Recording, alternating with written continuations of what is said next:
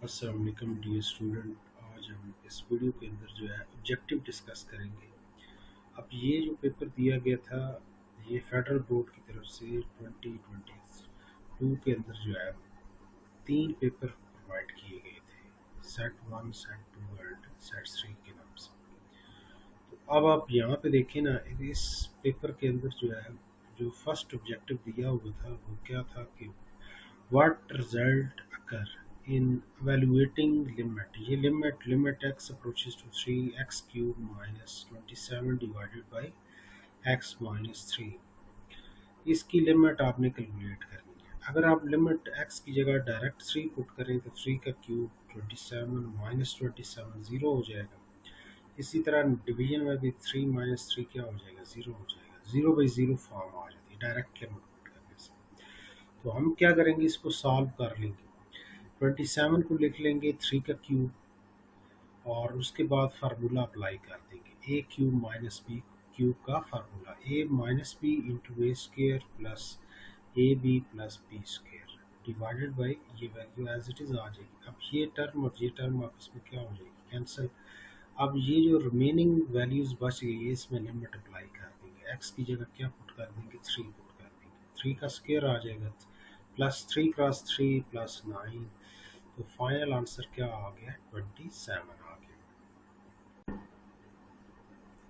अब next objective देखें ना, वो क्या कहता है कि which one of the following represent F inverse at under root two if F of x is equal to under root two ten X. ये जो फंक्शन दिया हुआ ना, पहले इसका क्या फाइंड करना है, आपने इनवर्स फंक्शन फाइंड करना है। जैसे इनवर्स फंक्शन आप फाइंड कर लेंगे तो फिर अंडर रूट टू की वैल्यू जो है ना उसमें पुट कर देंगे, तो उसका फाइनल आंसर जो है ना वो ए ऑप्शन बनना चाहिए। कैसे बनेगा, अब आप यहाँ पे देखें, फंक्शन आपके पास जो दिया हुआ है ना वो दिया हुआ है टेन की शक्ल में। फंक्शन बेसिकली दिया हुआ under root two ten X दिया हुआ है। तो अब आप यहाँ पे देखें सब y इज इक्वल टू, आप क्या लिखेंगे, एक तो ये फंक्शन की वैल्यू दी हुई है ना, F of x is equal to under root two ten X. तो आप लेट कर लेंगे y is equal to F of X. F को दूसरी तरफ जब ऑपरेट करवाएंगे तो इनवर्स फंक्शन हो जाएगा, x की वैल्यू क्या आ जाएगी, एफ इनवर्स y हो जाएगा। अब ये एफ ऑफ एक्स की जगह आप ये वाली वैल्यू पुट कर देंगे तो y की वैल्यू क्या बन जाएगी, y is equal to under root two ten X के बराबर आ जाएगा। अब यहाँ से आपने x की वैल्यू फाइंड करनी इस इक्वेशन से, दोनों तरफ क्या ले लेंगे, स्क्वायर ले लेंगे, y स्क्वायर अंडर रूट ये वाला क्या हो जाएगा, खत्म हो जाएगा, टू टेन एक्स आ जाएगा। टू इधर क्या हो रहा है, मल्टीप्लाई इधर आके क्या हो जाएगा, इसके साथ डिवाइड हो जाएगा। तो टेन एक्स की वैल्यू फिर क्या बन जाएगी, Y square divided by two बन जाएगी। तो टेन दूसरी तरफ ऑपरेट करवाएंगे, टेन इनवर्स हो जाएगा। X is equal to ten inverse Y square divided by two हो जाएगा। अब आप यहाँ पे देखें, इस x की जगह ये वाली जो x की वैल्यू है, x की वैल्यू क्या है, एफ इनवर्स y, ये वैल्यू यहाँ पे पुट कर देंगे। इस x की जगह ये वैल्यू पुट कर देंगे आप। अब y की जगह आपने क्या पुट कर देना है, अंडर रूट टू पुट कर देना है, क्योंकि हमें क्या चाहिए, inverse function at under root two पे वैल्यू चाहिए ना। तो आप y की जगह इधर क्या पुट कर देंगे, यहाँ पे भी अंडर रूट टू पुट कर देंगे और यहाँ पे भी अंडर रूट टू पुट कर देंगे। अब ये वाई स्क्वायर है तो अंडर रूट क्या हो जाएगा, खत्म हो जाएगा स्क्वायर की वजह से।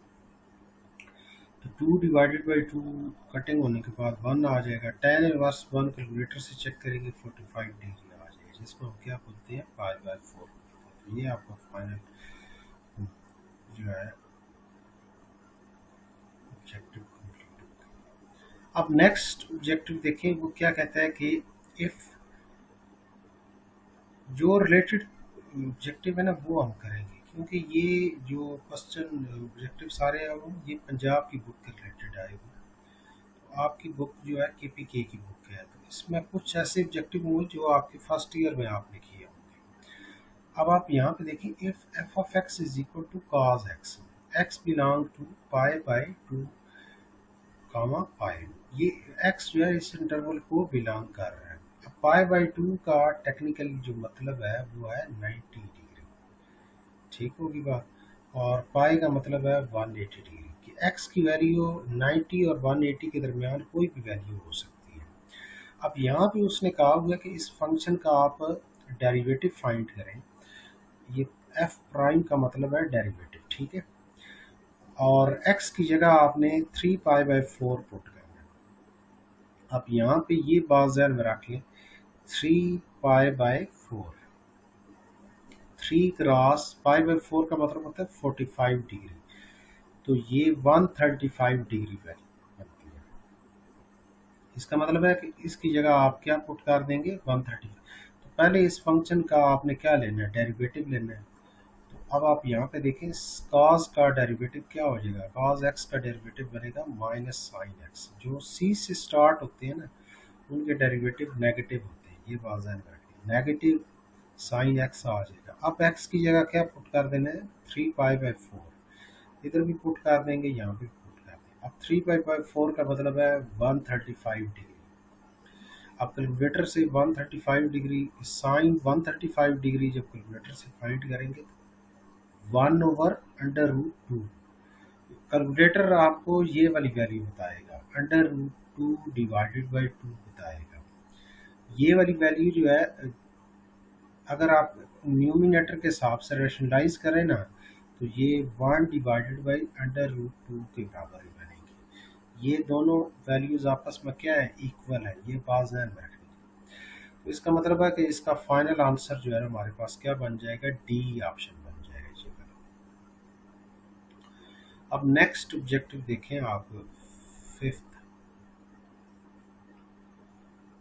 अब इसमें वो क्या कहते हैं कि in which one of the following interval, function जो है ये फंक्शन बता दिए इंक्रीजिंग इट्स वैल्यू। अब इंक्रीजिंग और डिक्रीजिंग का कंसेप्ट पहले देख लें।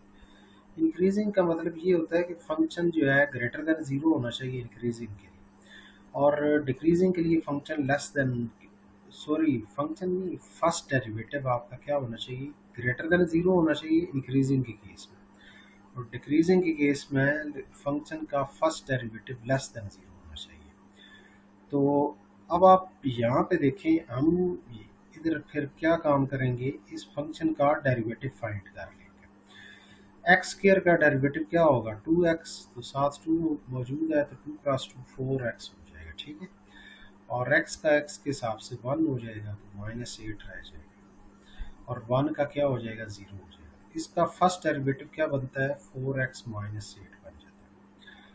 अब आप यहाँ पे देखें, क्रिटिकल पॉइंट निकालना चाहते हैं वो भी निकाल सकते हैं। क्रिटिकल पॉइंट क्या बनेगा, first derivative is equal to 0।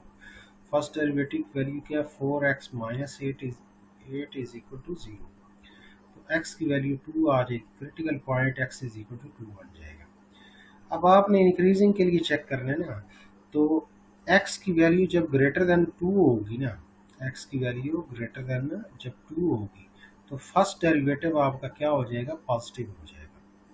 First derivative आपका क्या होना चाहिए, पॉजिटिव।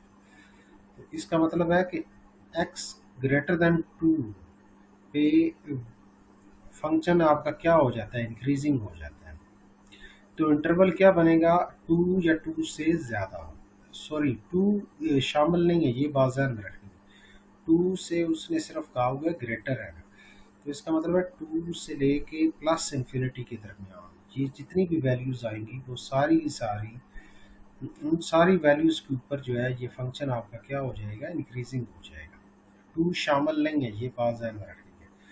तो 2 कामा प्लस इंफिनिटी, ये इंटरवल बनेगा आपका, आपके पास है इंक्रीजिंग। और डिक्रीजिंग के लिए क्या बनेगा, 2 से माइनस इंफिनिटी, 2 से लेफ्ट साइड पे रहना है आपने, नेगेटिव इंफिनिटी की तरफ। तो आपके पास ये डी ऑप्शन जो है ना, आप वो आपका क्या हो जाता है, करेक्ट हो जाता है। इसको आप फिल कर लें। अब नेक्स्ट जो है आप देखें, ये क्वेश्चन दिया हुआ है आपके पास, for a function f of x sine, और इसके इनसाइड भी साइन एक्स लिखा हुआ है, मतलब इस ऑपरेटर के लिए इनपुट जो है ना वो साइन एक्स है, ये बात ध्यान रखें। इस आउटसाइड जो साइन की वैल्यू लिखी ना, साइन, ये एक ऑपरेटर है, इस ऑपरेटर के लिए जो इनपुट है वो साइन एक्स के बराबर है। आपने इसका फर्स्ट डेरिवेटिव फाइंड करना है एट ज़ीरो पे। अब ये नहीं है कि पहले आप ज़ीरो पुट कर दें और वैल्यू बन जाएगी, फाइनल आंसर इसका ज़ीरो बन जाएगा, इसका डेरिवेटिव लेंगे तो वो ज़ीरो हो जाएगा, वो ऑप्शन आपका क्या हो जाएगा, रॉन्ग हो जाएगा। पहले आपने सिंपल इसका डेरिवेटिव फाइंड करना। तो अब आप यहाँ पे देखें इसका डेरिवेटिव कैसे लेंगे, दोनों तरफ D by D X operate करेंगे तो इधर क्या बन जाएगा, F prime is equal to D by D X sine sine X. अब ये जो बायर साइन की वैल्यू है, ये मेन ऑपरेटर है आपका, इसके लिए ये सारा क्या है, एंगल है, ये क्या है, एंगल है।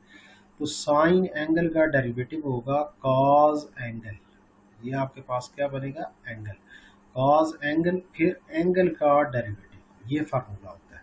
साइन एंगल का डेरिवेटिव क्या बनेगा, कॉज एंगल, फिर उसके बाद एंगल का डेरिवेटिव बन जाएगा। तो आप क्या लिखेंगे, कॉज ब्रैकेट के अंदर क्या एंगल वही रहेगा साइन एक्स, फिर साइन एक्स का डेरिवेटिव साथ आ जाएगा। अब साइन एक्स का डेरिवेटिव क्या बनेगा, कॉज एक्स, तो ये बन जाएगा cause sine x dot cos x. अब एक्स की जगह आपने क्या पुट कर देना है, इधर भी जीरो पुट करना है और यहाँ पे पुट करना है जीरो। तो साइन जीरो जब कैलकुलेटर से चेक करेंगे तो वो जीरो के बराबर होगा, कॉस जीरो कैलकुलेटर से चेक करेंगे वो वन हो जाएगा, ये वन हो जाएगा। इधर आउटसाइड साथ कॉस जीरो वन है, तो one cross one, final answer क्या आ जाएगा, वन आ जाएगा। ये ऑप्शन आपका करेक्ट है। अब नेक्स्ट जो है आप देखें यहाँ पे, ये ऑब्जेक्टिव क्या कहता है कि which one of the following option represent है एफ प्राइम। एफ प्राइम का मतलब है ये डेरिवेटिव दिया हुआ, मतलब ये एक डिफरेंशियल इक्वेशन दी हुई है, ये बात ध्यान में रखनी है कि F prime is equal to E raised power X plus sine X plus one. यानी आप ये बात ध्यान में रख लें कि एफ प्राइम का मतलब क्या है, D Y by D X. ये बात ध्यान में रख लें कि D Y by D X किसके बराबर है, इसके बराबर, इस सारी वैल्यू के बराबर है। और ये साथ बाउंड्री इनिशियल कंडीशन भी बता दी है कि f at zero is equal to two, मतलब x की वैल्यू जब ज़ीरो होगी तो फंक्शन की ज़ीरो पे जब पुट करने से फंक्शन आंसर आपको टू देगा। तो एक तो मेथड है कि आप क्या करें, ये डेरिवेटिव दिया हुआ है तो आप इसी ये जो वैल्यू दी हुई है इसी का क्या ले लें, इस डेरिवेटिव की इंटीग्रेशन कर लें। तो function is equal to integral derivative लिख दें और डी एक्स लिख दें, इसकी वैल्यू यहाँ पे पुट कर दें और हर वैल्यू की इंटीग्रेशन लिख दें। ई रेज़्ड पावर एक्स की integration e raised power x आ जाएगी, साइन एक्स की इंटीग्रेशन माइनस कॉस एक्स, और वन की इंटीग्रेशन एक्स आ जाएगी, और constant of integration c add कर दें। अब सी कैलकुलेट करने के लिए ये इनिशियल कंडीशन अप्लाई करेंगे, एक्स की जगह जीरो पुट कर देंगे, इधर भी जीरो, यहाँ पे भी जीरो, यहाँ पे भी जीरो और यहाँ पे भी जीरो पुट कर देंगे। और एफ ऑफ जीरो की वैल्यू क्या हमारे पास है, टू के बराबर है, तो इसकी जगह आप टू लिख देंगे, ई रेज़्ड पावर जीरो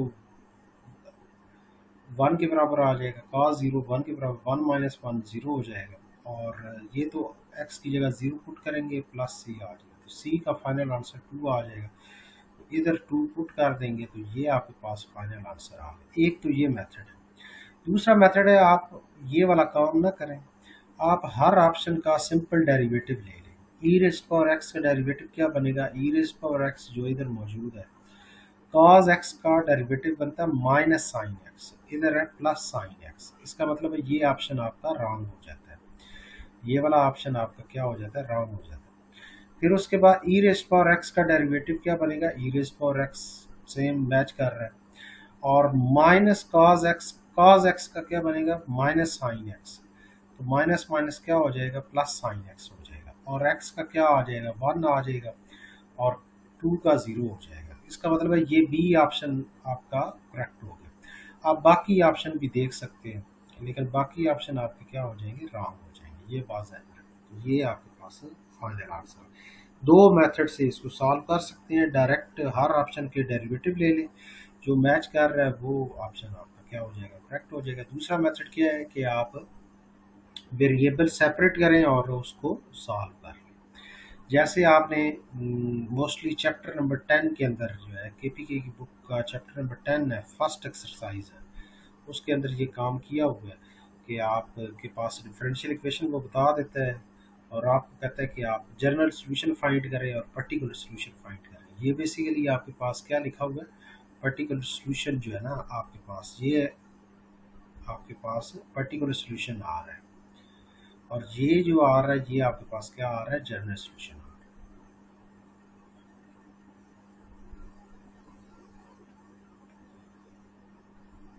आप नेक्स्ट ऑब्जेक्टिव देखें, ये वाला है। इसमें वो कहता है कि इंटीग्रल लोअर लिमिट 0 दी हुई है, अपर लिमिट π/4 दिया हुआ, ई रेस्ट पावर ई की पावर में tan x लिखा हुआ है और डिवीजन में क्या लिखा हुआ है, cos square x, whole division है इसकी और dx, इसकी इंटीग्रेशन करनी है। तो अब आप यहाँ पे देखें, सबसे पहले जो है आपके इसी क्वेश्चन को यहाँ पे मैंने ये सारा मेंशन कर दिया, इसको थोड़ा जूम कर लेते हैं।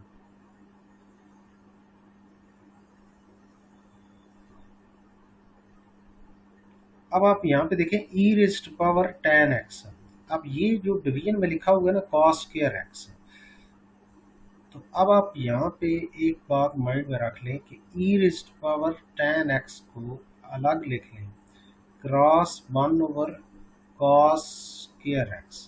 तो ये 1/cos स्क्वायर x किसके बराबर बन जाएगा, ये बन जाएगा सीकेंट स्क्वायर x के बराबर। तो 1/cos स्क्वायर x किसके बराबर बन जाएगा, सीकेंट स्क्वायर x के बराबर बन जाएगा। तो अब आप यहाँ पे सिंपल काम क्या करेंगे कि e की पावर में जो फंक्शन दिया हुआ है इसका डेरिवेटिव अगर साथ मौजूद है, इसका डेरिवेटिव tan x का डेरिवेटिव क्या बनता है, सीकेंट स्क्वायर x, वो यहाँ पे बन रहा है। तो इसका मतलब है इसकी इंटीग्रेशन यही वह फंक्शन आ जाएगा, ई रेस्ट पावर tan x, ये फाइनल आंसर आ जाएगा। अगर e की पावर में जो वैल्यू उसका डेरिवेटिव साथ मौजूद ना हो तो फिर ये इस तरह सॉल्व नहीं होगा, ये बात ज़हन में रखनी है। अगर उसका डेरिवेटिव पावर में जो वैल्यू उसका डेरिवेटिव साथ मौजूद हो तो आपने सिंपल माइंड में रखना है कि एक्सपोनेंशियल फंक्शन जो भी होगा e की पावर में जो भी वैल्यू होगी वो कंप्लीट मतलब ई रेस्ट पावर tan x, ये फाइनल आंसर आ जाए। और लोअर लिमिट क्या है, 0 है, वो लिख देंगे। अपर लिमिट आपके पास π/4 का मतलब है 45 डिग्री, 45 डिग्री लिख देंगे। आप अपर लिमिट एक दफ़ा पुट कर देंगे x की जगह, तो e raised power tan x, x की जगह 45 degree minus e raised power x की जगह 0 पुट कर देंगे। अब tan 45 डिग्री जो है वो कैलकुलेटर से चेक करेंगे 1 के बराबर हो जाएगा और tan 0 जो है वो 0 के बराबर। तो फाइनल आंसर फिर क्या बन जाएगा, e-1 बन जाएगा। तो यहाँ पे आप देखें ए पार्ट जो है ना आपके पास करेक्ट हो जाएगा। अब नेक्स्ट जो है आप देखें, नेक्स्ट ऑब्जेक्टिव में वो क्या कहता है कि ग्राफ उसने दे दी है, function is equal to integral g of t dt is shown in the given figure, ये फिगर डायग्राम उसने बता दिया।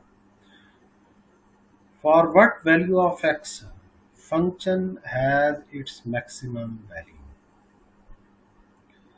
अब अगर इस ग्राफ को अगर आप देखें ना तो x की वैल्यू जब b है, x की वैल्यू जब b के बराबर है तो उसको उस वक्त जो फंक्शन हाईएस्ट पॉइंट आपके पास ये वाला हाईएस्ट पॉइंट वाला मतलब y की वैल्यू उस वक्त आपके पास क्या आ रही है, y का मतलब है कि function y is equal to आप क्या लिखते हैं, f ऑफ x लिखते हैं। तो फंक्शन आपके पास उस वक्त क्या है, मैक्सिमम। अगर आपसे वो कहता है कि मिनिमम चेक करें तो यहाँ पे मिनिमम ये वाला पॉइंट आएगा नेगेटिव। अगर 0 पे चेक करें तो 0 पे 3 वैल्यू है, a पॉइंट पे, c पॉइंट पे फंक्शन 0 है और d पॉइंट पे 0 है। उसने मैक्सिमम कहा हुआ था तो x is equal to b, x की वैल्यू जब b के बराबर होगी तो फंक्शन आपका क्या ग्राफ जो शो कर रहा है वो मैक्सिमम शो कर रहा है।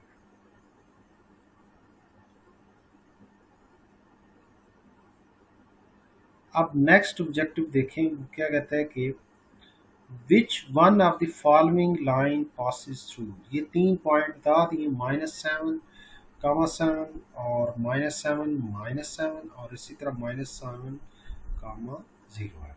ये 3 पॉइंट मैंने नाम दे दिए ए, बी और सी। तो एक सबसे बेस्ट हल इसका क्या है कि आप जो है सिंपल जो है काम क्या करेंगे, पॉइंट जो है ना ड्रा कर, 3 पॉइंट उसने बताए हुए हैं। पहला पॉइंट आपके पास जो ए है उसकी वैल्यू है -7, +7, मतलब ये आपके पास एक्स एक्सिस है, ये आपके पास ये कंप्लीट आपके पास एक्स एक्सिस है और ये आपके पास क्या है, वाई एक्सिस है। तो यहाँ पे अब हमारे पास क्या ओरिजिन है, 0 0, ये 0 0, ठीक है। एक्स की वैल्यू नेगेटिव, ये एक्स की वैल्यू जो है ना नेगेटिव -7 इस डायरेक्शन में, और अगर पॉजिटिव वाई एक्सिस 7 लेंगे तो ये पॉइंट बन जाएगा। मतलब यहाँ से लेके यहाँ तक वाई की वैल्यू आपके पास क्या है, +7, और डाउनवर्ड जब मूव करेंगे तो यहाँ तक वैल्यू वाई की वैल्यू क्या बन जाएगी, -7। तो एक तो पॉइंट ये बन रहा है ना, ए पॉइंट आपके पास ये बन रहा है, सी पॉइंट ये वाला बन रहा है और डी पॉइंट आपके पास ये वाला बन रहा है। ए पॉइंट ये है, सी पॉइंट यहाँ पे लोकेट कर रहा है और डी बी पॉइंट यहाँ पे लोकेट कर रहा है। तो ये कौन सी लाइन पास हो रही है इसमें से, तो x इज इक्वल टू -7, ये लाइन आप इन तीनों पॉइंट में से क्या हो रही है, पास हो रही है। तो ए ऑप्शन आपका क्या हो रहा है, करेक्ट हो रहा है। बाकी आपके क्या है, रॉन्ग ऑप्शन है।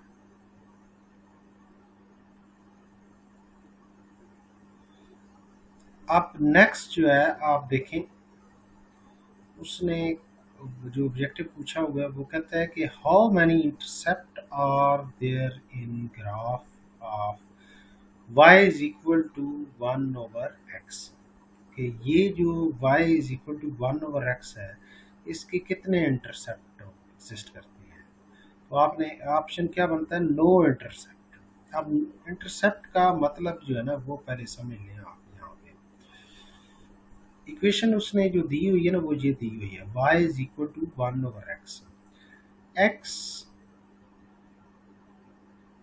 इंटरसेप्ट का मतलब होगा y उस वक्त 0 होगा। जब y की वैल्यू 0 होगी तो ये यहाँ पे पुट कर देंगे हम। तो या आप एक काम कर लेना, इस तरह भी कर सकते हैं, y उस वक्त 0 होगा ना तो y की जगह y की वैल्यू 1/x लिख देंगे, इज इक्वल टू 0। अब दोनों तरफ रेसिप्रोकल ले लेंगे, x is equal to 1 divided by 0, और 1 डिवाइडेड बाई 0 क्या हो जाता है, इन्फिनिटी हो जाता है। तो ये जो x इंटरसेप्ट और y इंटरसेप्ट होते हैं ना, ये डिफाइन वैल्यू होनी चाहिए, डिफाइन नंबर होना चाहिए, इन्फिनिटी या प्लस इन्फिनिटी, माइनस इन्फिनिटी, क्योंकि डिफाइन वैल्यू नहीं है ना, डिफाइन नंबर नहीं है। ये बात ध्यान में रखनी। तो इसका मतलब है एक्स इंटरसेप्ट तो एग्जिस्ट ही नहीं करता। इसी तरह वाई इंटरसेप्ट जब आप बात करेंगे ना, वाई इंटरसेप्ट, तो वाई इंटरसेप्ट में एक्स की वैल्यू क्या करते हैं, पुट करते हैं, 0 पुट करते हैं। तो जब x की वैल्यू 0 पुट करेंगे तो ये इक्वेशन फिर क्या बन जाएगी हमारे पास, y इज इक्वल टू 1/0, तो ये बन जाएगा इन्फिनिटी बन जाएगा। तो इसका मतलब है इसका भी ये y इंटरसेप्ट भी दोनों इंटरसेप्ट एग्जिस्ट नहीं करते। और एक और बात पॉइंट माइंड में ये चीज़ रखनी है कि ये y is equal to 1/x जो है ना, बेसिकली यानी x उधर जाके मल्टीप्लाई हो जाएगा, X Y is equal to 1। इस इक्वेशन को बोलते हैं रेक्टेंगुलर हाइपरबोला। इसको क्या बोलेंगे, रेक्टेंगुलर हाइपरबोला। ये आपने एक्सरसाइज जो है 9.3 के अंदर भी कंसेप्ट पढ़ा होगा, रेक्टेंगुलर हाइपरबोला का। तो ये एक पॉइंट माइंड में रख लेना है आपने कि X Y is equal to constant जब भी आ जाए या 1 आ जाए तो वो हमेशा आपके पास क्या बनेगा, रेक्टेंगुलर हाइपरबोला बनेगा। तो इसका ऑप्शन फिर क्या बनता है, नो इंटरसेप्ट, ए ऑप्शन। अब नेक्स्ट ऑब्जेक्टिव देखें, वो कहता है कि एट व्हाट एंगल लाइंस, दो लाइंस बता दी हैं, 3y is equal to 2x plus 5, 3x plus 2y is equal to 8 cut each other, कि दोनों लाइंस एक दूसरे को क्या कर रही हैं, कट कर रही हैं। तो आपने एंगल फाइंड करना है। तो सबसे पहले आप जो है ना दोनों लाइंस की स्लोप फाइंड करेंगे। स्लोप के लिए आप सबसे पहले तो इक्वेशन लिखेंगे ना। अब आप यहाँ पे देखिए फर्स्ट इक्वेशन दी हुई है 3y is equal to 2x plus 5 के बराबर। तो 3y को इधर शिफ्ट कर लें, right side sorry left side आपकी क्या बन जाएगी, 0 बन जाएगी। तो 2x minus 3y plus 5 is equal to 0। तो अब स्लोप का फार्मूला क्या होता है, स्लोप का जो फार्मूला होता है ना, बेसिकली जब भी लाइन गिवन हो तो स्लोप का फार्मूला लिखना है आपने, m is equal to negative coefficient of x divided by coefficient of y। अब x का कोफिशिएंट क्या है, 2 है, तो 2 लिखेंगे। नेगेटिव, ये वाला जो नेगेटिव है ये फार्मूले का लिखना है, इस फार्मूले के अंदर नेगेटिव लिखते हैं यहाँ पे। Negative coefficient of x divided by coefficient of y, y का कोफिशिएंट है -3, तो वो लिख दिया -3। अब नेगेटिव नेगेटिव आपस में क्या हो जाएंगे, कैंसिल, 2/3 स्लोप आ गई है। अब सेकंड जो स्लोप दी हुई है ना, सॉरी सेकंड इक्वेशन जो दी हुई है वो है 3x plus 2y is equal to 8। तो इसकी स्लोप क्या बनेगी, negative coefficient of x, x का कोफिशिएंट 3 और डिवीजन में कोफिशिएंट ऑफ y, y का कोफिशिएंट 2 लिख देंगे। तो ये स्लोप सेकंड लाइंस की आ गई। अब क्वेश्चन के अंदर उसने कहा हुआ है कि दोनों लाइंस एक दूसरे को क्या कर रही हैं, कट कर रही हैं। तो जब कट कर रही हैं तो आपने फार्मूला जो है फिर ये वाला अप्लाई कर देना है, tan theta is equal to m1 minus m2 divided by 1 plus m1 into m2। दो ऊपर दोनों का क्या करेंगे, दोनों स्लोप का डिफरेंस, नीचे 1 लिखेंगे, इधर माइनस है यहाँ पे प्लस, तो दोनों को मल्टीप्लाई करके लिख देना, विदाउट साइन मल्टीप्लाई करनी, ये बात ध्यान रखना। अब आप यहाँ पे देखें m1 की वैल्यू है 2/3, m2 की वैल्यू है -2/3, सॉरी 3/2, तो माइनस माइनस प्लस हो जाएगा। इसी तरह आप क्या लिखेंगे, 1 प्लस m1 की वैल्यू है 2/3 और m2 की वैल्यू है -3/2। अब आप यहाँ पे देखें ये 2 और 2 आपस में कैंसिल हो जाएंगे, ये 3 और 3 आपस में कैंसिल हो जाएंगे, तो डिवीजन में 1 -1 ये वैल्यू रह जाएगी। तो न्यूमिनेटर में नंबर है ना, डिवीजन में आपके पास 1 -1 0 हो जाएगा, नंबर डिवाइडेड बाई 0 किसके बराबर हो जाएगा, इन्फिनिटी के बराबर। अब tan की वैल्यू जो है इन्फिनिटी के बराबर कब आती है, जब थीटा आपका क्या होता है, 90 डिग्री होता है। tan inverse infinity is equal to 90 degree. तो ये आपके पास फाइनल आंसर है, मतलब 90 डिग्री का मतलब है π/2। ये रेडियन में आप एंगल यूज कर सकते हैं इसमें। तो आपके पास डी ऑप्शन जो है ना वो क्या हो जाएगा। अब उसके बाद नेक्स्ट जो ऑब्जेक्टिव है वो है what are the coordinates of the centre of a circle. Circle की इक्वेशन उसने बता दी है आपको।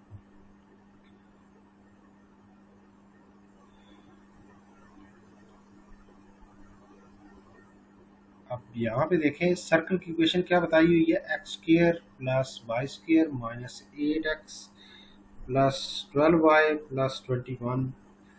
तो अब आप ये जो जनरल इक्वेशन ऑफ सर्कल दी हुई है ना, इसको जनरल इक्वेशन के साथ कंपेयर करेंगे ना, x² plus y² plus 2gx plus 2fy plus c is equal to 0। फिर उसके बाद काम क्या करेंगे आप, यहाँ पे 2g, x का क्वेश्चन यहाँ पे क्या है 2g, इधर x का क्वेश्चन है -8, 2g is equal to -8, g की वैल्यू -4 आ जाएगी। 2f इज इक्वल, y का क्वेश्चन 2f है, इधर y का क्वेश्चन 12 है, तो f की वैल्यू 6 आ जाएगी, c की वैल्यू 21 आ जाएगी। सेंटर का फार्मूला क्या होता है, -g का -f, g की वैल्यू -4 है तो माइनस माइनस +4 हो जाएगी, f की वैल्यू +6 है तो यहाँ पे माइनस एफ है तो -6 हो जाता है, 4, -6, ये आपके पास फाइनल आंसर बनेगा। तो यहाँ पे चेक कर रहे हैं आप कौन सा ऑप्शन आपका क्या हो रहा है correct। तो सी ऑप्शन आपका क्या हो रहा है। अब नेक्स्ट ऑब्जेक्टिव देखिए ना, वो कहता है कि what is the equation of the axis of parabola. ये इक्वेशन उसने बता दी है, ये पैराबोला की इक्वेशन बताई है। Y square -2y plus 8x -23 is equal to 0। ये इक्वेशन ऑफ आपके पास क्या है, पैराबोला। आपने एक्स इक्वेशन ऑफ एक्सिस बताना है। अब आप क्या काम करेंगे, यहाँ पे सबसे पहले इक्वेशन लिखेंगे। यहाँ पे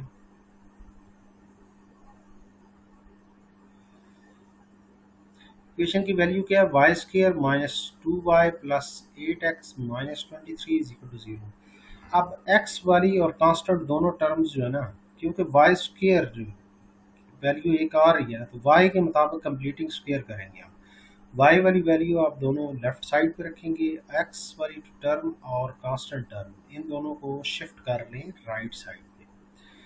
ये बन जाएगा Y square -2y is equal to -8x plus 23।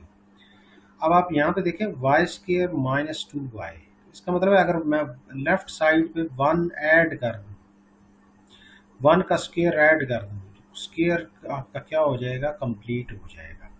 A square plus b square -2ab, तो ये फार्मूला कंप्लीट हो जाएगा, y -1 होल स्क्वायर बन जाए। तो हम ऐड करेंगे 1 स्क्वायर ऑन बोथ साइड, दोनों तरफ 1 स्क्वायर ऐड कर लेंगे तो लेफ्ट साइड पे y -1 होल स्क्वायर बन जाएगा, राइट साइड पे -8x प्लस 23 प्लस 1 तो 24 हो जाएगा। 23 और 1 ऐड होके 24 हो जाएगा। इन दोनों से -8 कॉमन ले लेंगे, -8 इंटू एक्स -3। तो अब आप यहाँ पे देखें, आपके पास एक्सिस ऑफ पैराबोला जो बनेगा वो क्या बनेगा, y माइनस, क्योंकि ये जो पैराबोला है ना, x की वैल्यू इधर है और y की वैल्यू इधर है। x की वैल्यू अगर राइट साइड पे हो और y की वैल्यू लेफ्ट साइड पे है और y वाली टर्म पे स्क्वायर मौजूद है, क्या है, स्क्वायर मौजूद है, तो इसका मतलब है कि जो वेरिएबल आपका होगा ना x, इसका मतलब है कि ये पैराबोला हॉरिजॉन्टल है। हॉरिजॉन्टल के लिए, हॉरिजॉन्टल पैराबोला के लिए जो लाइन हॉरिजॉन्टल लाइन होती है ना, उसकी जर्नल रिप्रेजेंटेशन जो होती है वो हमेशा ये बात ध्यान में रखनी है कि y is equal to constant equation होती है। हॉरिजॉन्टल लाइन जो भी आएगी ना, हॉरिजॉन्टल लाइन उसकी जर्नल रिप्रेजेंटेशन होती है y is equal to constant. ये हॉरिजॉन्टल पैराबोला है क्योंकि x यहाँ पे मौजूद है ना, x वाली टर्म इधर है, तो हॉरिजॉन्टल पैराबोला है। तो इसका मतलब है कि आपके पास हॉरिजॉन्टल लाइन बनेगी ना एक्सिस ऑफ पैराबोला, यानी इस तरह ये आपके पास हॉरिजॉन्टल लाइन होगी। इस तरह यहाँ पे वर्टेक्स पड़ा होगा आपके पास, यहाँ पे वर्टेक्स होगा, यहाँ पे फोकस होगा और इसी तरह यहाँ पे डायरेक्ट्रिक्स लाइन ये वाली होगी, ठीक है। तो ये जो लाइन है ना, इस लाइन को बोला जाता है axis of parabola. Axis of parabola horizontal है तो हॉरिजॉन्टल की जनरल रिप्रेजेंटेशन होती है y is equal to constant. तो आपने सिंपल याद रखना है यहाँ पे कि y -1 इज इक्वल टू 0 हो जाएगा, तो y इज इक्वल टू 1, ये आपके पास फाइनल आंसर बनेगा।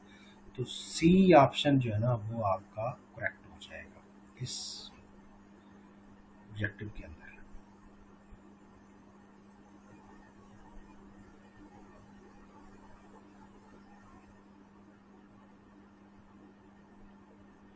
अब नेक्स्ट जो है वो देखिए आप, क्या कहते हैं कि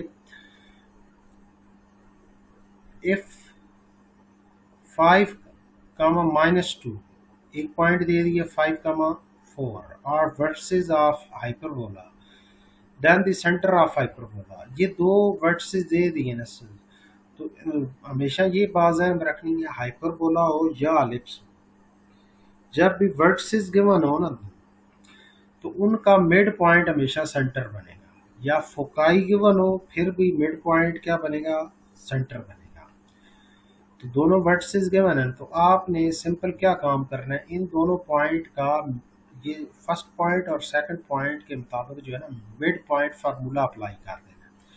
तो फर्स्ट वैल्यू फर्स्ट में 5 + 5 डिवाइडेड बाई 2 हो जाएगा, कामा -2 + 4 डिवाइडेड बाई 2 हो जाएगा, तो 5, 1 है, ये आपके पास सेंटर आ जाएगा, सी ऑप्शन करेक्ट हो जाएगा।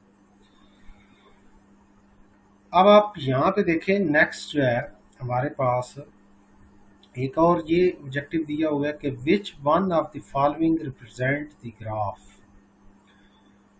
4x² + y² - 8x + 4y - 9 = 0।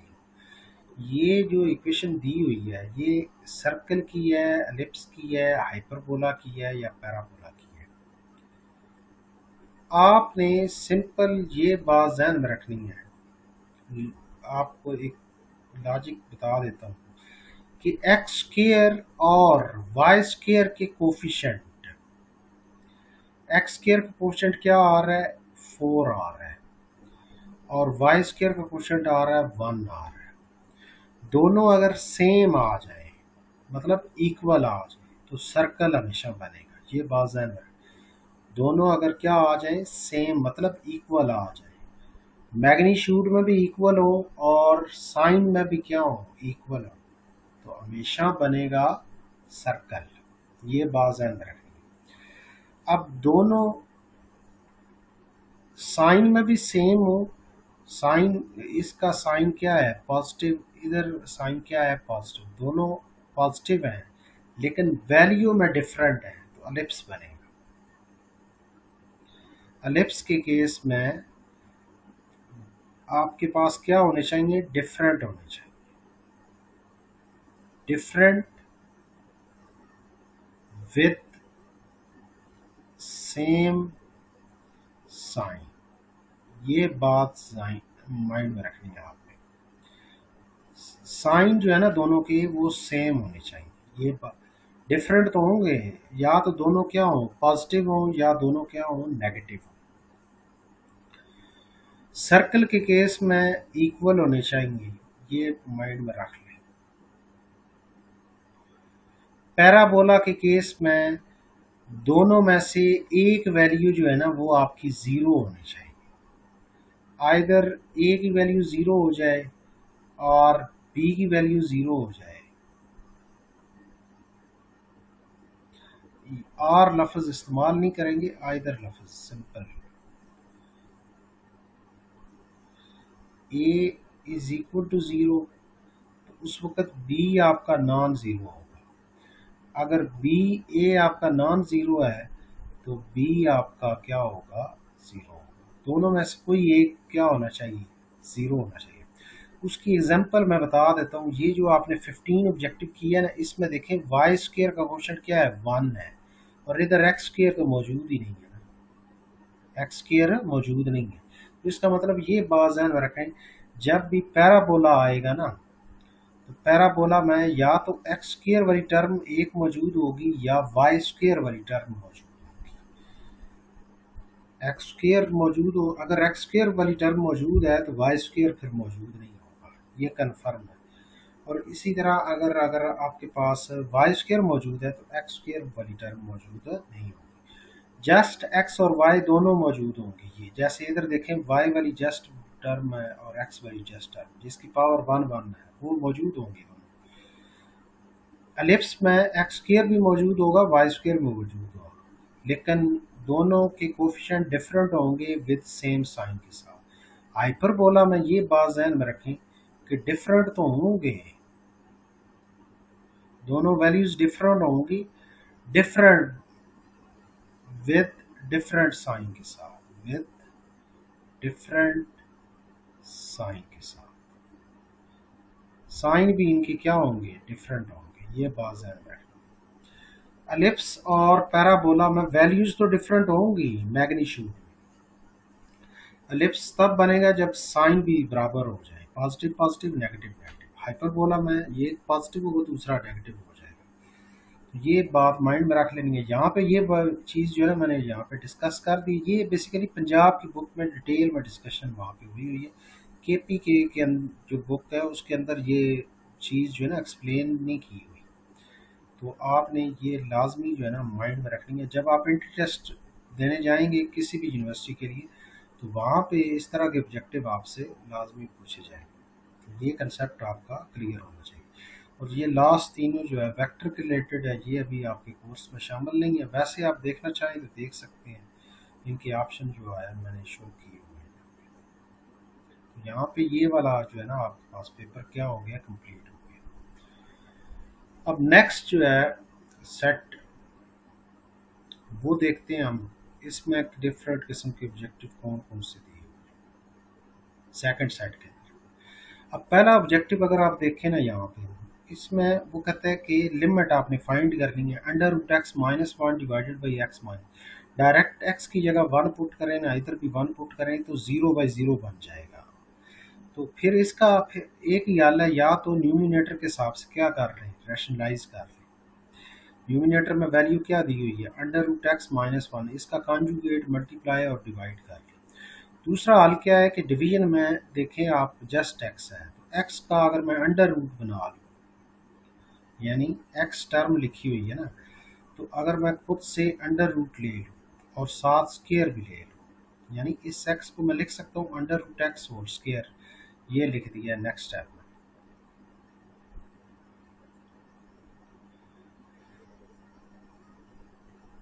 तो यहाँ पे फार्मूला लगा दिया डिवीजन में, ए स्केयर माइनस बी स्केयर, ए माइनस बी इंटू ए प्लस बी। तो ये टर्म आपस में कैंसिल हो जाएगी, रिमेनिंग जो बची है उसमें एक्स की जगह वन पुट कर देंगे। तो अंडर रूट वन, वन के बराबर वन प्लस वन टू, तो 1/2 फाइनल आंसर आ जाएगा। अब नेक्स्ट देखें आप, ये ऑब्जेक्टिव उससे पूछा हुआ है कि इफ फंक्शन ये बता दिया under root X square minus 4, then range of function, इस फंक्शन की रेंज बतानी है आपने। अब ये बात ध्यान में रख लें हमेशा कि अंडर रूट के अंदर कोई भी वैल्यू हो, उसकी रेंज जो है ना हमेशा 0 से लेके प्लस इंफिनिटी, 0 शामिल होगा और प्लस इंफिनिटी तक जाएगी रेंज। जब भी ये बात ध्यान में रखें कि जब भी अंडर रूट के अंदर कोई भी फंक्शन आ जाए, चाहे वो सिंपल पोलिनोमियल डिवीजन में ना हो, ये बात ध्यान में रखनी है। जस्ट ये जो फंक्शन है ये सिंपल पोलिनोमियल होना चाहिए। ये क्या होना चाहिए, पोलिनोमियल होना चाहिए। यानी इस तरह ना लिखा हो, जैसे मैं लिख दूँ यहाँ पे x minus one divided by x plus one, ठीक है। ये डोमेन के लिए जो है ना, आप सिंपल ये बात ध्यान में रखें, ये मेरे ख्याल, हाँ ये डोमेन के लिए कंसेप्ट क्लियर होगा। उसमें ये वाला पॉइंट एक निकालना पड़ेगा हमें, वो और चीज़ है। आप सिंपल माइंड में रखें कि अंडर रूट के अंदर जो भी फंक्शन दिया हो हमेशा, जब भी, तो उसकी जो रेंज आएगी ना वो हमेशा पॉजिटिव रियल लाइन आएगी। क्या आएगी, पॉजिटिव रियल लाइन। कि अंडर रूट मिनिमम आंसर जो देता है ना वो 0 देता है। अंडर रूट की वजह से नेगेटिव आंसर तो कभी नहीं आएगा ना। कभी आपने सुना है कि आपको वो ये इस तरह दे दे कि अंडर रूट की वैल्यू हो और इधर -2 आंसर आ जाए, तो ये तो कभी भी नहीं होगा ना, कि फंक्शन कोई भी इधर लिखा हो और फाइनल आंसर आपको नेगेटिव आ जाए, ये पॉसिबल ही नहीं है। तो मिनिमम आंसर आपका अंडर रूट की वजह से जो है ना वो 0 हो सकता है। और मैक्सिमम कहाँ तक जाएगा, प्लस इन्फिनिटी तक जाएगा। तो 0 शामिल है, प्लस इन्फिनिटी शामिल नहीं है। तो ये पॉजिटिव रियल नंबर है। तो ये बी ऑप्शन जो है ना आपका क्या है, करेक्ट है। अब नेक्स्ट ऑब्जेक्टिव चेक करें, लिमिट, उस लिमिट वाला उसने दे दिया है यहाँ पे, limit t approaches to infinity 9t divided by 1 plus 9t whole power -t। ये आपकी जो एक्सरसाइज है 2.3 आई थी, उसके अंदर जो है ना इस टाइप के क्वेश्चन दिए हुए हैं। अब इसको सॉल्व कैसे करेंगे आप? सबसे पहले आप इसको इस तरह लिख लेंगे यहाँ पर। अब पावर में माइनस टी है ना, अगर मैं इन साइड जो वैल्यू है उसका रेसिप्रोकल कर, यानी 1 + 9t जो है डिनोमिनेटर में वैल्यू लिखी, इसको न्यूमिनेटर में शिफ्ट करूँ और न्यूमिनेटर वाली वैल्यू जो है डिनोमिनेटर में शिफ्ट करूँ, मतलब अंदर वाली वैल्यू का क्या कर रहा हूँ, रेसिप्रोकल कर रहा हूँ, तो पावर का साइन क्या हो जाएगा, चेंज हो जाएगा, नेगेटिव से पॉजिटिव हो जाएगा। अब ये जो 9t है ये 1 के साथ भी डिवाइड करेंगे और 9t जो है 9t के साथ भी डिवाइड करेंगे, दोनों के साथ अलग अलग डिवाइड कर लेंगे। अब यहाँ पे देखें 9t और 9t आपस में कैंसिल होके क्या बन जाएगा, 1 बन जाएगा, 1। पावर उसी तरह प्लस टी चलती जाएगी। अब इस 1 को पहले लिख लेंगे, 1 + 1/9t होल पावर t। अब ये एक रूल होता है कि आपने ये बात ध्यान में रखनी है कि 1 प्लस यहाँ पे जो भी वैल्यू होगी, ठीक है, ये जो भी वैल्यू यहाँ पे आएगी ना इसका रेसिप्रोकल पावर में होना चाहिए, ये बात ध्यान में रखनी है। तो आंसर तब ई के बराबर आएगा, यानी 1 के बाद जो भी नंबर ऐड हो रहा है ना, चाहे वो नेगेटिव है चाहे वो पॉजिटिव है, उसका रेसिप्रोकल पावर में होना चाहिए।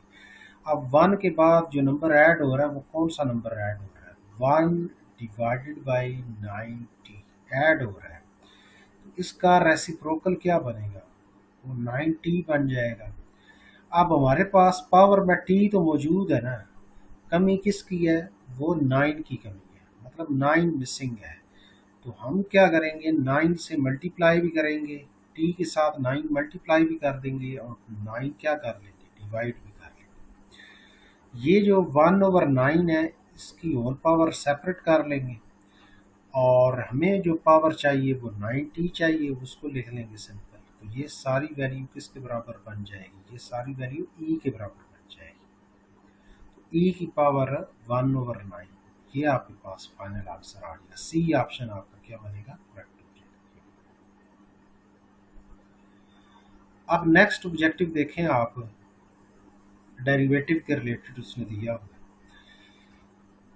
अब आप यहाँ पे देखें, इफ x = θ+2 y = θ² - θ, और वो कहता है कि dy/dx की वैल्यू फाइंड करें।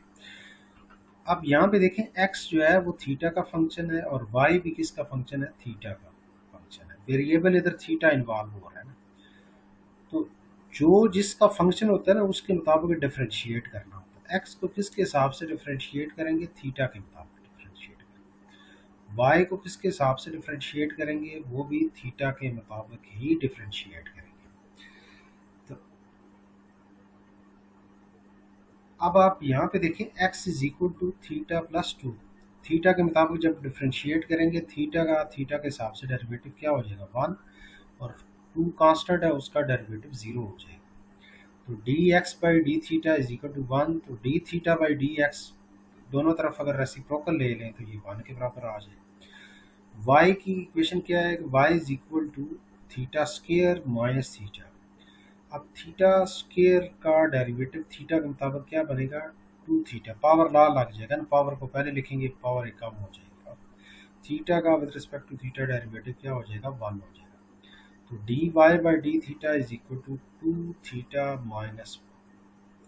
अब उसके बाद आप लगाएंगे चेन रूल लगाएंगे और आपके पास फाइनल आंसर आ जाएगा कि dy/dx = dy/dθ क्रॉस dθ/dx, ये चेन रूल अप्लाई करेंगे। तो dy/dθ की वैल्यू क्या आई है, 2θ - 1, और dθ/dx की वैल्यू क्या बनी है, 1 मल्टीप्लाई करेंगे तो यही आंसर आ जाएगा, 2θ - 1। ये बी ऑप्शन आपका क्या हो जाएगा, करेक्ट हो जाएगा। अब नेक्स्ट ऑब्जेक्टिव देखें, वो क्या कहता है कि फंक्शन उसने दे दी है ना आपको, यहाँ पे f(x) की वैल्यू दे दी है, e⁻x plus sign 2x minus x²। इसका डेरिवेटिव फाइंड करना है f प्राइम एट 0। तो ई रेस्ट पावर एक्स का डेरिवेटिव क्या बनेगा, e raised power x value as it is लिखेंगे और पावर में माइनस एक्स है, इसका डेरिवेटिव बनेगा -1। तो ये नेगेटिव साथ इसलिए मौजूद है। साइन 2x का डेरिवेटिव क्या बनेगा, साइन का डेरिवेटिव होता है कॉस। तो आप यहाँ पे क्या लिख देंगे, यहाँ पे x लिख दें, क्या वैल्यू आ जाएगी, cos 2x बन जाएगा। और ये वाला जो 2 आया ना, ये इस एंगल का डेरिवेटिव भी लेना है आपने, ये बेसिकली एंगल है ना, साइन एंगल का डेरिवेटिव क्या बनेगा, cos एंगल, फिर एंगल का डेरिवेटिव 2x का डेरिवेटिव x के हिसाब से 2 बन जाएगा, और x स्क्वायर का डेरिवेटिव क्या बनेगा, 2x बन जाएगा। ये लिख देंगे। अब आपने x की जगह क्या पुट कर देना है, थीटा पुट कर देना है। हर वैल्यू के अंदर जिधर जिधर आपको x नजर आ रहा है थीटा पुट करेंगे, तो फाइनल आंसर आपके पास क्या बन जाएगा, हमारे पास +1 बन जाएगा। सी ऑप्शन आपका क्या हो जाएगा, करेक्ट हो जाएगा। अब उसके बाद नेक्स्ट देखें आप, क्वेश्चन के अंदर उसने क्या बताया हुआ है कि cot hyperbolic y is equal to x। तो dy बाई डी एक्स की वैल्यू आपने क्या करनी है, फाइंड करनी है। ये वाला ऑब्जेक्टिव है हमारे पास। cot hyperbolic y is equal to x, then dy by D x इसकी वैल्यू फाइंड करें। तो सबसे पहले लिखेंगे cot hyperbolic y is equal to x। ये जो मैंने लिखा हुआ ना पेज नंबर 88, ये पंजाब की बुक का मेंशन किया हुआ। सबसे पहले इक्वेशन लिखेंगे cot hyperbolic y is equal to x। अब हाइपरबोलिक फंक्शन को यहाँ से ख़त्म करेंगे, तो दूसरी तरफ जब ये ऑपरेटर ऑपरेट होगा तो cos हाइपरबोलिक इनवर्स बन जाएगा, इनवर्स फंक्शन बन जाएगा x। अब इसका डेरिवेटिव ले लेंगे x के मुताबिक। यहाँ पे थीटा नहीं लिखना आपने, यहाँ पे x लिख देना। तो cot हाइपरबोलिक इनवर्स x का डेरिवेटिव क्या होगा, 1 divided by 1 minus x square. एक ऑप्शन ये है, या दूसरी ऑप्शन क्या है, -1 डिवाइडेड बाई एक्स स्क्वायर, मतलब नेगेटिव कॉमन ले लें आप। डिवीजन में से नेगेटिव जब कॉमन लेंगे तो ये बन जाएगा, वो नेगेटिव ऊपर शो हो जाएगा। और कंडीशन क्या है कि x का अब्सोल्यूट वैल्यू, जो ये जो x की जो भी वैल्यू होगी, इसकी अब्सोल्यूट वैल्यू जब लेने के बाद वो हमेशा 1 से ग्रेटर रहनी चाहिए। तो कौन सा ऑप्शन आपके पास यहाँ पे क्या बनेगा, बी ऑप्शन जो है ना वो आपके पास बन जाएगा, ये वाला ऑप्शन बी करेक्ट हो जाएगा।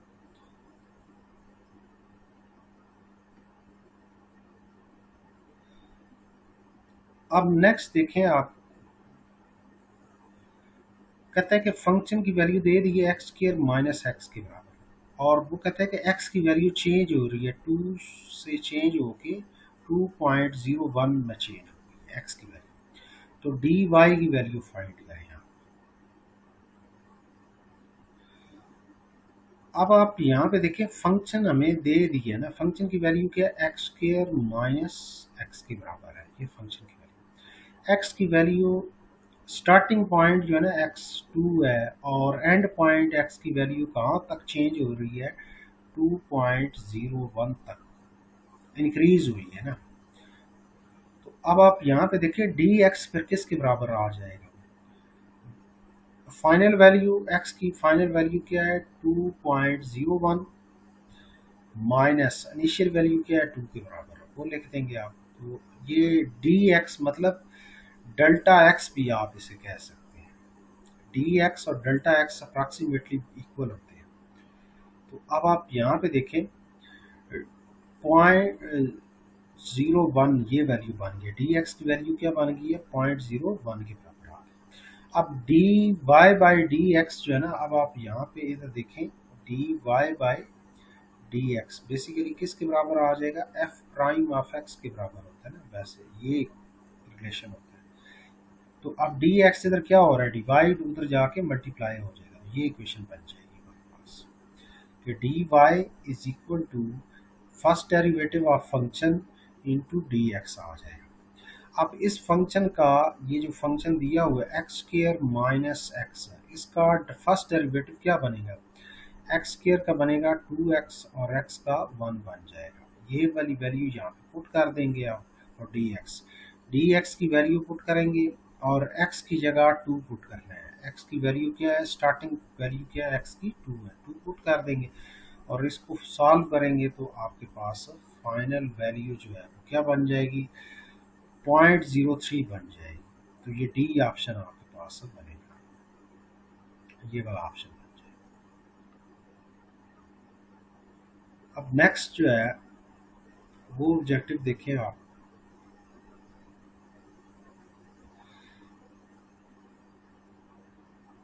अब नेक्स्ट ऑब्जेक्टिव जो है ना इंटीग्रेशन के रिलेटेड है, इंपॉर्टेंट ऑब्जेक्टिव है। यहाँ पे देखें वो कहता है कि इफ इंटीग्रल -2 से 5 लिमिट दी हुई -2 से 5 F of x D x, इसकी फाइनल, इसका जो फाइनल आंसर है वो 12 के बराबर है। इंटीग्रल 2 से +5, ये -2 से +5 है लिमिट, और इधर क्या है +2 से +5 के दरमियान जो लिमिट जब फंक्शन पे ऑपरेट होगी तो फाइनल आंसर क्या आ गया, 5 के बराबर आ गया। तो आपने ये फाइंड करना है लिमिट -2 से +2 F of x D x. अब आप यहाँ पे एक चीज माइंड में रखें इधर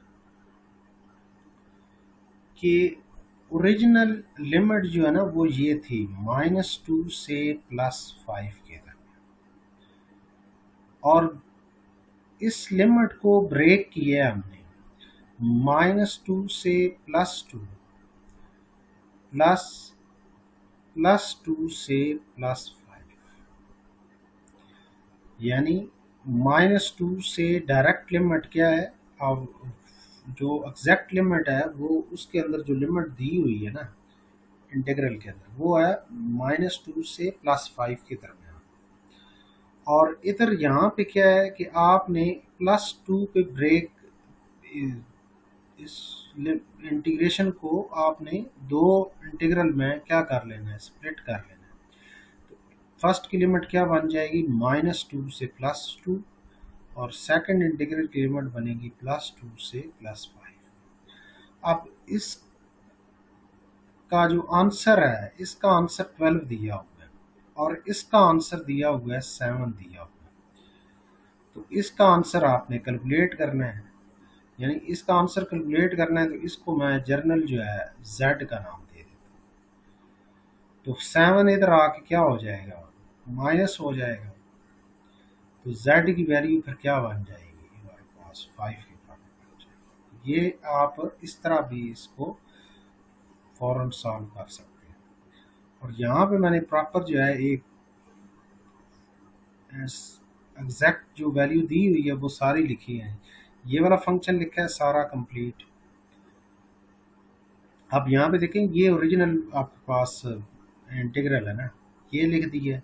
अब ये स्प्लिट हुआ -2 से +2 F of x D x, फिर +2 से +5 F of x D x.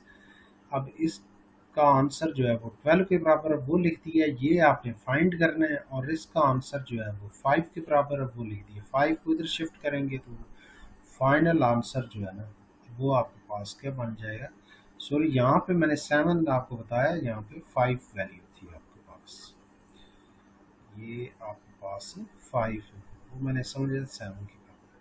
यहाँ पे आप 5 वैल्यू लिखेंगे और इधर भी 5, और यहाँ पे फाइनल आंसर पर तब 7 के बराबर हो जाएगा। अब नेक्स्ट ऑब्जेक्टिव देखें, वो कहते हैं कि इंटीग्रल ऑफ फंक्शन उसने बता दिया √1 + cot x divided by sine square x with respect to x, इसकी इंटीग्रेशन आपने करनी। तो सबसे पहले हम क्या करेंगे, क्वेश्चन को लिखेंगे इंटीग्रल, फंक्शन लिख लेंगे सारा √1 + cot x divided by sine square x.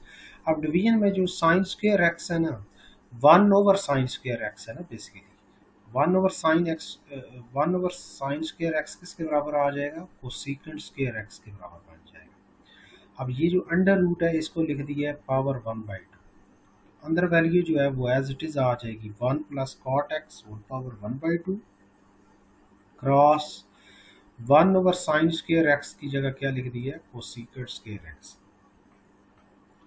अब पावर लॉ जो है ना ये बात ज़हन में रख ले इधर है यहाँ पे कि ये जो पावर लॉ होता है ना इंटीग्रेशन के मुताबिक फंक्शन की पावर अगर आपके पास n मौजूद है और शर्त क्या होती है पावर लॉ तब अप्लाई होता है कि फंक्शन का डेरिवेटिव साथ मौजूद होना चाहिए, तब ये पावर लॉ अप्लाई हो। फंक्शन की पावर जो है वो फिर क्या बन जाएगी इंक्रीज हो जाएगी 1n+1 और डिवाइडेड बाई n+1 और n कभी भी -1 के बराबर नहीं होना चाहिए, तब पावर लॉ आपका अप्लाई होगा। अब इस क्वेश्चन के मुताबिक अगर आप गौर से कर देखें ना ये 1 plus cot x whole power 1/2 और साथ को cosec² एक्स dx ये वाली वैल्यू आ रही है। अब यहाँ पे देखें ये आपके पास जो है ना ये बेसिकली यहाँ पे ये आपके पास अगर रिलेट करें ये आपके पास फंक्शन बन गया n की वैल्यू जो है ना वो बन गई है ये n की वैल्यू बन गई है 1/2 और ये फंक्शन का डेरिवेटिव बनना चाहिए हमेशा।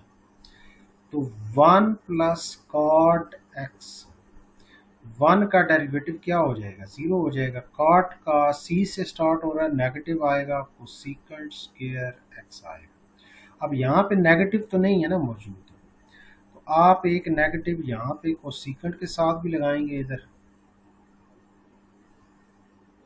यहाँ पे नेगेटिव आप कोसिकेंट के साथ भी लगा देंगे, ठीक है, और एक नेगेटिव आउटसाइड लगा देंगे, फिर आपका पावर लॉ अप्लाई हो जाएगा 1 plus cot x whole power 1/2 plus 1 divided by 1/2 plus 1।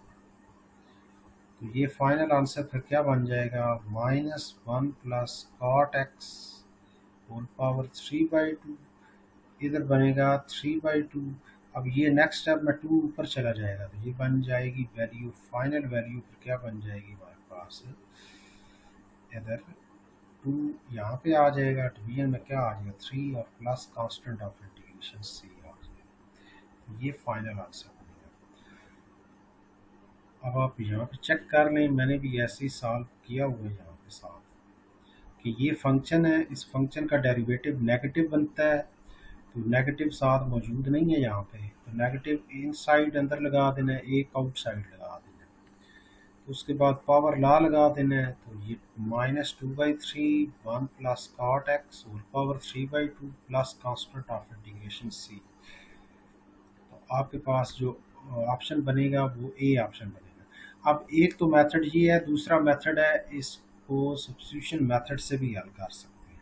अगर आप सब्स्टिट्यूशन मेथड से हल करना चाहते हैं वो भी कर सकते हैं कि 1 प्लस जो है ना यहाँ पे कि ये जो 1 प्लस कॉट एक्स है इसको आप u ले लें और इसका डेरिवेटिव बनेगा -cosec² x dx is equal to du बन जाएगा। तो cosec² x dx minus du, तो उसके बाद वैल्यू जो बन जाएगी आपके पास यहाँ पे वो इस तरह बन जाएगी कि i is equal to integral u की पावर 1/2 माइनस du। तो नेगेटिव को पहले लिख लेंगे u की पावर 1/2 du, तो पावर लॉ लगाएंगे u की पावर 3/2 हो जाएगा, इधर भी 3/2 नेगेटिव साथ रहेगा प्लस c, तो ये -2/3 u की पावर 3/2 प्लस c और u को रिप्लेस कर देंगे फाइनल, तो -2/3 1 plus cot x whole power 3/2 plus c। तो ये आपकी जो एक्सरसाइज है ना एक्सरसाइज 6.2 केपीके की बुक में इस किस्म के क्वेश्चन दिए हुए हैं। आप नेक्स्ट ऑब्जेक्टिव देखें, ये तो आपके कोर्स में शामिल है। हाँ, ये वाला है नेक्स्ट। नेक्स्ट ऑब्जेक्टिव क्या कहता है कि what is the acute angle between the lines. दो लाइंस बता दी हैं, y is equal to 3x plus 2 and y is equal to 4x plus 9।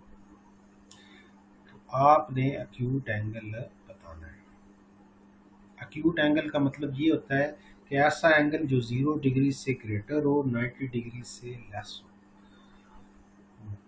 0 degree के बराबर भी ना हो, 90 डिग्री के बराबर ना हो, उनके दरमियान कोई वैल्यू, उस एंगल को हम क्या कहते हैं, एक्यूट एंगल कहते हैं। तो दो लाइंस बता दी है ना, तो आपने दोनों लाइंस की मदद से पहले स्लोप फाइंड करेंगे, फिर उसके बाद फार्मूला लगाएंगे।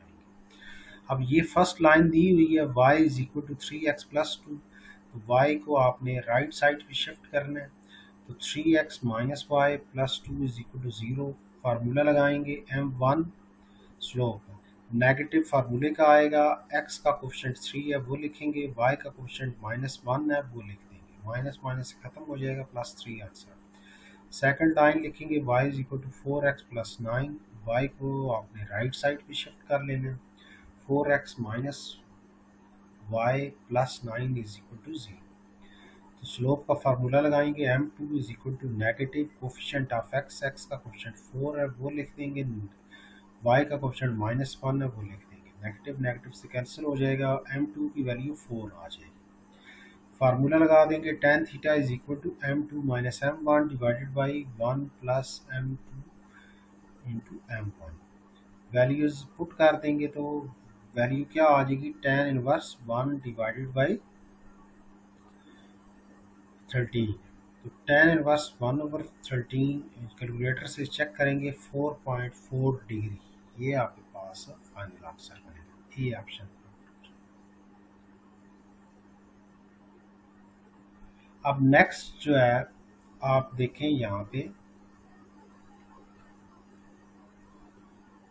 क्या कहते हैं कि what is the perpendicular distance between, point उसने बता दिया है 2,1 और लाइन बता दी है 4x minus 2y plus 5 is equal to 0। अब इसका जो आंसर बन रहा है ना वो ये वाला बन रहा है, d is equal to perpendicular distance. आप कैसे फाइंड करते हैं ये पहले समझ लें। आपने हमेशा याद रखना है कि डिवीजन के डिनोमिनेटर में अंडर रूट लिखना है, न्यूमिनेटर में एब्सोल्यूट लिखना है। एब्सोल्यूट के अंदर ये लाइन लिखने स्टार्ट करेंगे, 4 लिखेंगे, x की जगह पॉइंट का x कोऑर्डिनेट्स 2 पुट कर देंगे, -2y, y की जगह पॉइंट का y कोऑर्डिनेट्स 1 पुट कर देंगे, +5 लिख देंगे होल एब्सोल्यूट। डिवीजन में x का कोशेंट इधर क्या है 4, 4 का स्क्वायर प्लस y का कोशेंट -2 है तो -2 का स्क्वायर आ जाएगा। इसको सॉल्व करेंगे तो फाइनल आंसर जो है ना वो बनेगा d is equal to 11 divided by √20। तो ये वाला ऑप्शन जो है ना यहाँ पे नहीं मौजूद है, तो इसका मतलब है कि इन चारों में से कोई ऑप्शन आपके पास है यहाँ पे मौजूद नहीं है। तो करेक्ट ऑप्शन आपका क्या बन रहा है, 11 डिवाइडेड बाई √20 बन रहा है। तो ये रॉन्ग ऑप्शन यहाँ पे दिए हुए हैं। आप नेक्स्ट ऑब्जेक्टिव देखें, आप कहते हैं कि कौन सी लाइन जो है पैरेलल होगी इस लाइन के साथ, which one of the following lines is parallel to this line. ये 4 लाइंस उसने बता दी हैं, इस लाइन के साथ कौन सी लाइन पैरेलल होगी। एक जो मेथड है ना, आसान जो थोड़ा मेथड है वो क्या है कि आप ये बात ध्यान में रखें, x के कोफिशिएंट देख लें। एक तो मैंने हर किसी की स्लोप फाइंड की हुई है ना, पहले ये स्लोप वाला मेथड ही देख लें। ये जो गिवन लाइन है ना ये वाली 3x minus 2y plus 6 is equal to, इसकी स्लोप क्या बनेगी, नेगेटिव, x का कोफिशिएंट 3 है तो -3 डिवाइडेड बाई y का कोफिशिएंट है -2, नेगेटिव नेगेटिव खत्म हो जाएगा, 3/2 बन जाएगा।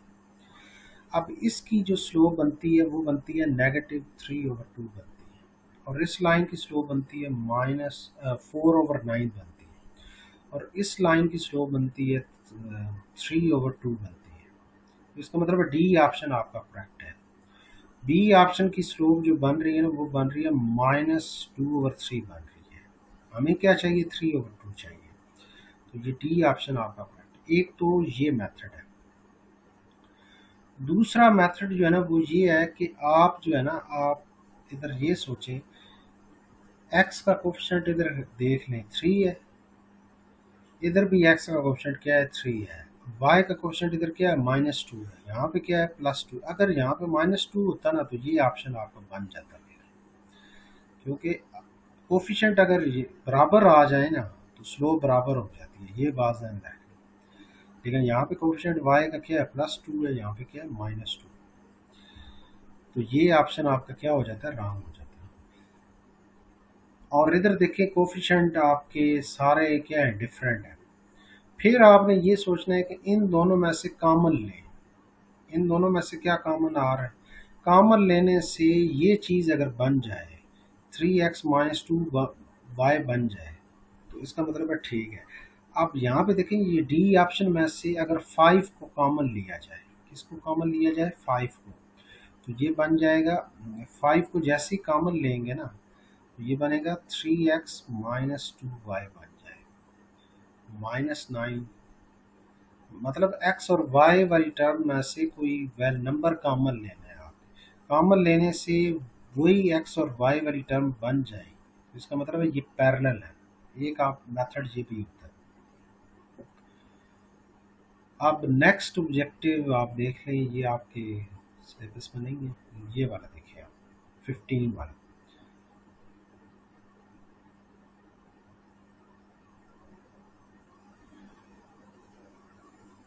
15 जो ऑब्जेक्टिव उसने दिया हुआ है यहाँ पे, कहता है कि the point of intersection y is equal to mx plus c, और ये सर्कल की इक्वेशन दे दी है, और इमेजिनरी इफ, ये बी ऑप्शन जो है ना आपका करेक्ट होगा। A square into 1 plus m square less than c square से। ये पंजाब की बुक के अंदर जो है ना एक थ्योरम था, थ्योरम नंबर 1, पेज नंबर 258। अगर आपके पास बुक है वहाँ से वेरीफाई भी कर सकते हैं। तो ये वाला ऑप्शन जो है ना आपके पास क्या हो जाता है, करेक्ट हो जाता है। अब नेक्स्ट ऑब्जेक्टिव देखें, क्या कहता है कि the length of the major and minor axis of an ellipse are 10 metre and 8 metre. Major axis की जो लेंथ होती है ना वो वैसे क्या होती है, 2a के बराबर होती है। माइनर एक्सिस की लेंथ क्या होती है, 2b के बराबर। इसका मतलब 2a किसके बराबर है, 10 के बराबर है। a की वैल्यू 5 हो जाएगी, और इसी तरह माइनर एक्सिस किसके बराबर है, 2b की वैल्यू 8 के बराबर है। b की वैल्यू क्या हो जाएगी, 4 हो जाएगी। उसने क्वेश्चन के अंदर कहा हुआ है कि find the distance between the foci, foci के दरमियान डिस्टेंस क्या बनेगा। टेक्निकली उसने सी की वैल्यू आपसे पूछी हुई है कि सी की वैल्यू हमारे पास क्या बनेगी, ठीक है। तो आपने फिर काम क्या करना है कि ए की वैल्यू आपके पास 5 आ गई है, बी की वैल्यू क्या आ गई, 4 आ गई है। ए की वैल्यू 5, बी की वैल्यू 4, आप क्या लिखेंगे, फॉर एलिप्स सी स्क्वायर किसके बराबर होता है, ए स्क्वायर माइनस बी स्क्वायर के बराबर होता है। ए की वैल्यू 5 है तो ए का स्क्वायर 25 हो जाएगा, बी स्क्वायर की वैल्यू क्या बन जाएगी, 16 बन जाएगी। मतलब बी की वैल्यू क्या है हमारे पास, 4 है ना, 4 का स्क्वायर क्या बन जाएगा, 16। 25 माइनस 16 9, दोनों तरफ स्क्वायर रूट अप्लाई करेंगे, सी की वैल्यू क्या आ रही है, 3। दो फोकाई के दरमियान जो डिस्टेंस होगा ना वो 2c के बराबर होता है। वो बात यहाँ पे इधर डिस्कस कर देता हूँ आपसे।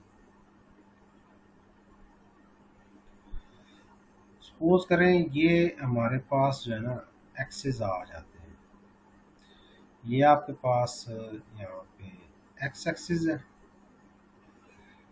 और ये आपके पास क्या है, वाई एक्सिस है। सपोज करें ये इस तरह की जो है ना एलिप्स बनी हुई है, यानी रफ सी मैं बना रहा हूँ, ये रैंडम। और एक फोकस यहाँ पे पड़ा हुआ है F1 और दूसरा यहाँ पे पड़ा हुआ है F2। ये डिस्टेंस भी C होगा, सेंटर ये आपके पास क्या होगा, सेंटर होगा, सी सेंटर। सेंटर से फोकस तक जो डिस्टेंस होता है उसको सी कहते हैं, और इधर भी सी ही डिस्टेंस होगा। तो दो फोकाई के दरमियान, दो फोकस के दरमियान जो मतलब फोकाई के दरमियान ये वाला डिस्टेंस बनेगा ना टोटल, तो ये 2c के बराबर है। c प्लस सी 2c के बराबर होना चाहिए। अब आप यहाँ पे देख लें 2c की वैल्यू फिर क्या बन जाएगी हमारे पास, 6 के बराबर बन जाएगी। c की वैल्यू 3 है तो 2 मल्टीप्लाई होगा तो फाइनल आंसर क्या आ जाएगा, 6 आ जाएगा। तो डी ऑप्शन आपका क्या है, करेक्ट है।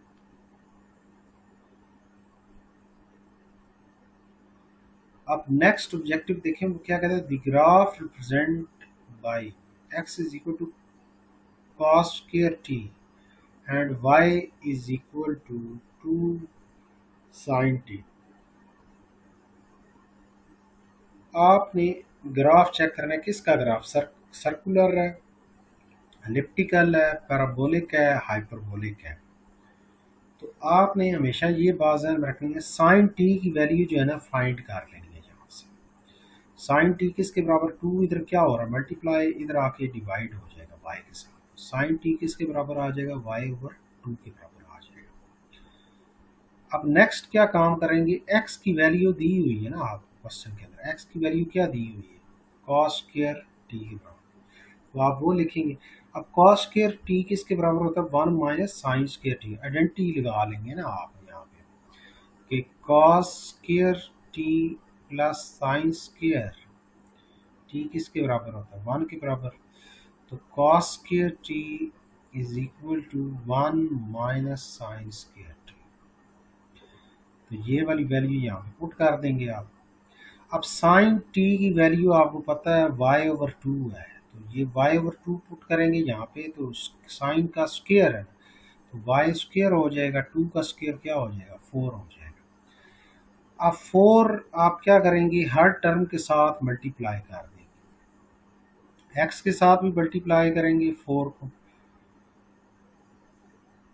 या एक काम करें ना आप, नेगेटिव टर्म जो है ना, इधर नेगेटिव टर्म को आप पहले शिफ्ट कर रहे हैं लेफ्ट साइड पे, और x को आप राइट साइड पे ये शिफ्ट कर दिए, सिंपल काम कर लें, मल्टीप्लाई ना करें आप।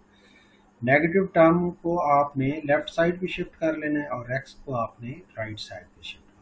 4 इधर क्या हो रहा है, डिवाइड हो रहा है, उधर जाके मल्टीप्लाई हो जाएगा, और नेगेटिव कॉमन ले लें आप, तो x पॉजिटिव हो जाएगा, 1 जो है वो क्या हो जाएगा, नेगेटिव हो जाएगा। तो y square minus 4 into x minus 1।